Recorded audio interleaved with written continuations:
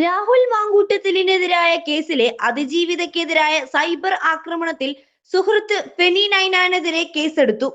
Cyber പോലീസാണ് കേസെടുത്തത്. അതിജീവിതയുടെ ചാറ്റ് ഉൾപ്പെടെ പ്രസിദ്ധപ്പെടുത്തി അധിക്ഷേപിച്ചതിനാണ് കേസ്.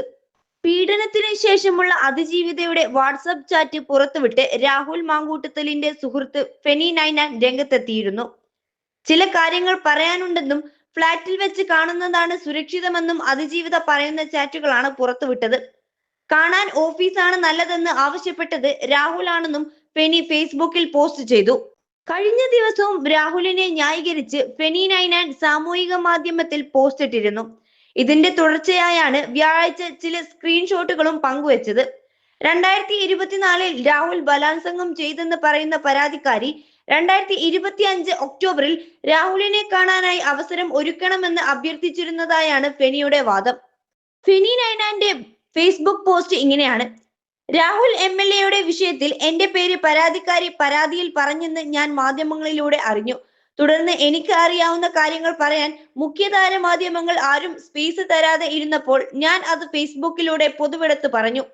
ഒരു കാര്യത്തിന്റെ രണ്ട് വശവും പറയാൻ ഉള്ള അവസരം പോലും നിഷേധിക്കുന്ന സമീപനമാണ് മാധ്യമങ്ങൾക്ക് ഉള്ളത്. അത് ശരിയാണോ എന്ന് അവർ പരിശോധിക്കട്ടെ.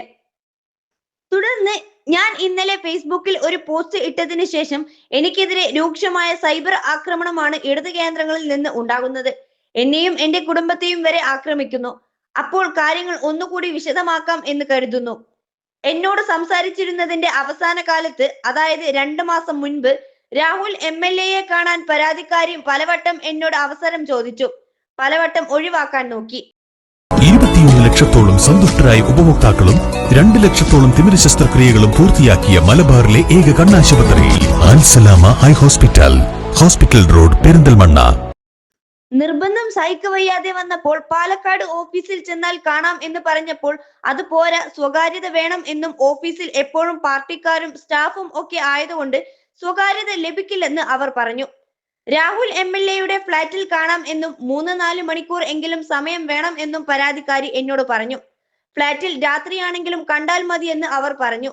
ഫ്ളാറ്റിൽ അസൗകര്യം ആണെന്ന് പറഞ്ഞപ്പോൾ എങ്കിൽ ഒരു ഡ്രൈവ് പോകണം എന്നും MLA ബോർഡ് വെച്ച വണ്ടി വേണ്ട, മറിച്ച് അവർ വരുന്ന വണ്ടി മതി എന്നും അവർ എന്നോട് പറഞ്ഞു. 2024 ഏപ്രിലിൽ ബലാത്സംഗം ചെയ്തു എന്ന് അവർ പറയുന്ന ആളിനെ 2025 ഒക്ടോബറിൽ I prefer his flat, safe place, night ആയാലും കുഴപ്പമില്ല എന്ന് അവർ പറഞ്ഞതിന്റെ തെളിവുകൾ എന്റെ കയ്യിലുണ്ട്. അങ്ങനെ അവർ പറഞ്ഞത് അറിയാവുന്നത് കൊണ്ടാണ് അവർ ബലാത്സംഗ പരാതി പറഞ്ഞത് അത്ഭുതപ്പെടുത്തി എന്ന് ഞാൻ പറഞ്ഞത്.